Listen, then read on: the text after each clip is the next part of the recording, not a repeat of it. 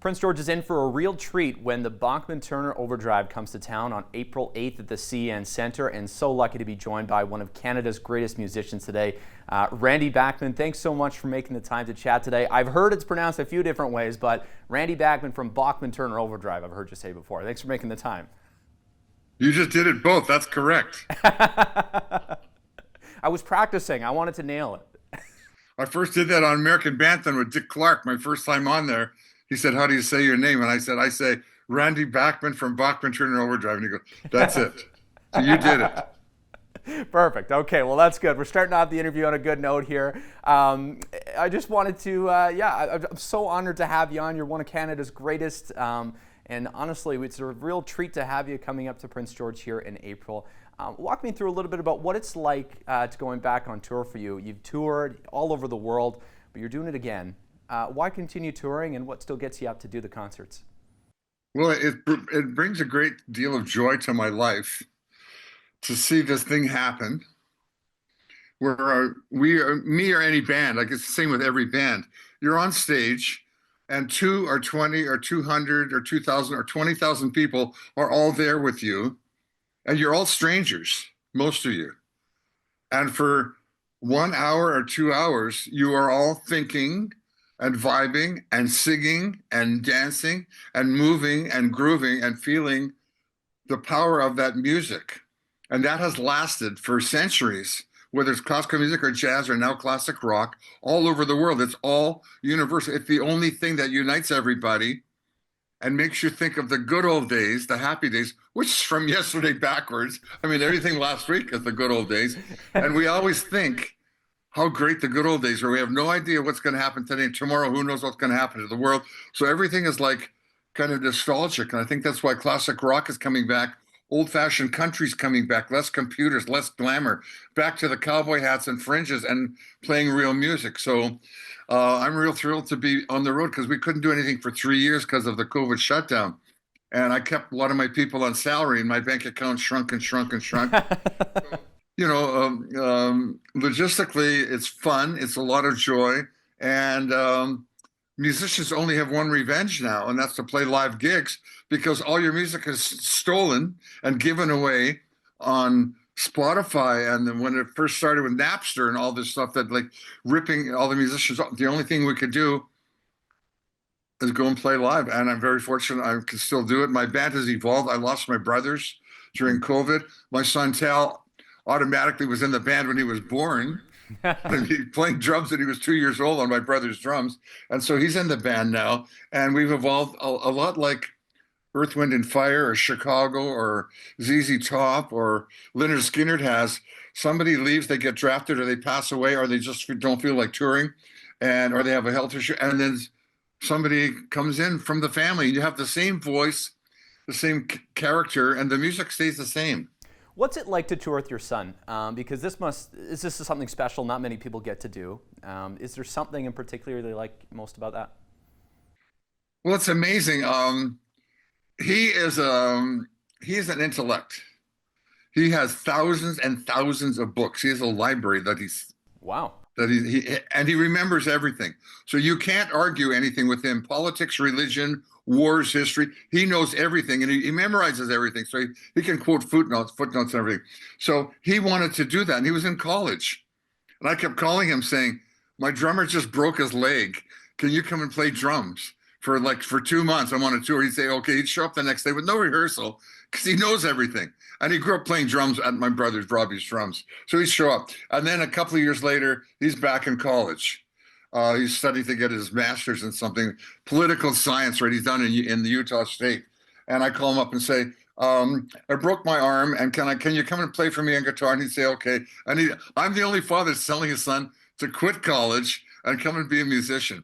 So now that he is in full time, it's kind of fantastic. You in the old days, you'd see a thing that said Jones and Son plumber, Jones and Son, contract. Now you see Bachman and Bachman or Bachman Turner Overdrive, and it's me and Tal, and he's got his own hits. She's So High. So that modernizes our show because I'm doing hits from the Guess Who from the 60s. I'm doing BTO from the 70s. And he comes in there with like a 90s hit and he does She's So High. And everybody goes, "Wow, we didn't know that was your son. That's fantastic." That is so cool. I wanted to play on the fact you're talking about different eras of the band with Tal as well. Do you have a favorite era of BTO that you were part of that you look back on? I think this is gonna be my favorite right now because we are back. When we first in the mid 70s, I mean, Canada wouldn't really play us when we started. They're tough on new bands. Hmm. So we had an offer to go down south to St. Louis and New Orleans, play Mardi Gras and stuff. So we became a Southern band. We were touring in the early 70s with ZZ Top, Allman Brothers, Charlie Daniels, the Doobie Brothers. Everybody had one record out, before all had our hits. And we became very good friends. And then, boom, we had a number one hit right across Canada. We came and toured Canada. We brought with us some unknown bands called ZZ Top and Charlie Daniels. Charlie Daniels then was a lot like the Allman Brothers, two drummers, two bass player, two guitar, organ, and they played Southern rock before he did his Fiddle and Devil Went to Georgia thing. So we toured Canada for the first time, coast to coast, the first $1 million tour in Canada. Now we're coming back 50 years later, but we don't have to bring American bands. We've got April Wine, who've got a good dozen hit songs, and Headprints, who've got a good 7 or 8 songs. So this is and all the big arenas are just too big for us. We're not Taylor Swift or whatever. We are rock and roll guys. We're playing places like PG, Saskatoon, Brandon, that have hockey arenas, 10 or 8 or 10 or 10,000 people, where all the Canadian rockers go, whether they're girls or guys, they're in their pickup trucks, they play rock and roll, they play some really great country music. Forget about the rap and hip hop stuff. We want to rock, and classic rock is back. And so this show going right across Canada is really going to be fantastic. You're going to relive the 70s. It's the soundtrack of your life, no matter if you were 10 or 20 at that time. It's from then forward, and it's going to be a great show.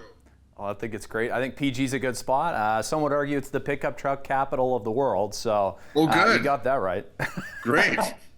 I was going to ask, because you're playing songs from the Guess Who, as you mentioned there. Now, of course, the one famous song, American Woman. Are you changing it to Canadian Woman, or have you considered that?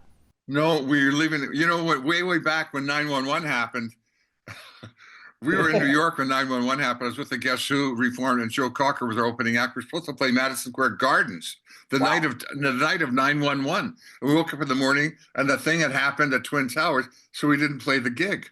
Wow. And then we played 2 nights later in Boston. And we were going to sing Afghanistan Woman or our media, stay away from me. And we thought, no, let's not be political. Let's just play the song. And so, yes, we do a medley of 3 Guess Who songs early and 3 later on in the set, just because that's where I came from. And a lot of people prefer or like the Guess Who or like them both. And so I'm happy to do them both. But basically, it's a BTO night. We have fans emailing us from all over the world who are coming to shows saying, would you please play Sledgehammer? Would you please play this song? We've never heard it on stage. And I replied back, we've never done it on stage, but we will. Because when you do an album, 2 or 3 songs get played on the radio. You go into the next album, and people just want to hear the songs they know. They don't want to hear my latest song that I made up last night. Who cares? I don't even care. They want to hear the hits. They want to relive the memories, the soundtrack of their lives. So that's what we're doing. I love it. Speaking of one of the hits, You Ain't Seen Nothing Yet. I understand, as the legend goes, there's quite the story around this song. Walk me through a little bit about the creation of it, if you can. Well, I had an idea. When I'm trying to write a song, I try to find a song that's a number one song or number one favorite song and copy it because it's the favorite of a bunch of people. So in copying it, I don't specifically do it note for note. I get the feel and the groove and the jingle and the jangle and whatever. And then I go my own way. So there's a Dave Mason song called Only You Know and I Know. And Dave Mason used to be in Traffic. And he had that great song. He was also in Mad Dog, That Englishman. He wrote Feeling All Right for Joe Cocker. And so I take that song, Only You Know and I Know, and I get a really nice jangle. There's also a song called by the Bellamy Brothers called Let Your Love Flow. So we're trying to copy that nice galloping rhythm, and people are saying, you are a hard rock guitar player, put in some heavy rock. So I put in this chorus that slams you in the face when I do You Ain't Seen Nothing Yet. And I didn't have any lyrics for it, but I'm just playing the song to test it. I had a brother who stuttered. And then somebody said to me, you ain't heard nothing yet. And I thought, no, I'm going to change that to you ain't seen nothing yet. And I'm going to stutter like my brother and tease him. This will never be on a record. It'll never be on a BTO record. I'm going to mix one copy on a cassette and send it to my brother. Like, nah, nah, nah, nah, nah. Because when you grow up with brothers, you tease each other. I had 3 brothers, and the teasing and the rivalry went on forever. So we cut the 3rd album. I do this rhythm track. I don't even know what I'm singing about. I just sing anything that rhymed, but I stutter and do You Ain't Seen Nothing Yet. Here's Something You Never Forget. And I mix one copy. The head of our label flies in to hear the album because we're now following Let It Ride and taking care of business with radio cuts. And plus the albums are really good rocking. He comes to hear the album. We play him the whole album. He says, I really like Sledgehammer. I love Rolling Down the Highway. I don't hear a top 40 hits, a top TCB and Let It Ride. And the engineer says, play him the throwaway track. We go get the cassette. There's not even, and we play the cassette and he goes, this is a hit record. You got to put it out. And I said, no, that's a big mistake. The guitars aren't even in tune yet. I don't know what I'm singing about. It's a bad Van Morrison impression in the ending. I'm doing all my Van Morrison from Brown Eyed Girl, like, sha-la-la-la, all this kind of goofy stuff. And he says, no, it's fun. Rock and roll used to be fun. Sha-na-na-na, boom, boom, yip, yip, get a job. Sha-na-na. It's nonsensical stuff and people love it. I said, okay, put it on the album. It's a big mistake. It went to #1 in 22 countries. That became BTO's #1, our first hit single, our million-selling single. And that's the story of You Ain't Seen Nothing Yet. All right, unfortunately, that wraps it up for part 1 of the interview with Randy Bachman from Bachman Turner Overdrive. We will have part 2 coming up because Randy's just such a great guy to interview, and he's got lots to say, especially about growing up in Winnipeg and what that was like. Stay tuned for that. We'll have that a little later on in the show. Entertainment on CKPG Today is brought to you by the Treasure Cove Casino. Now that's entertainment.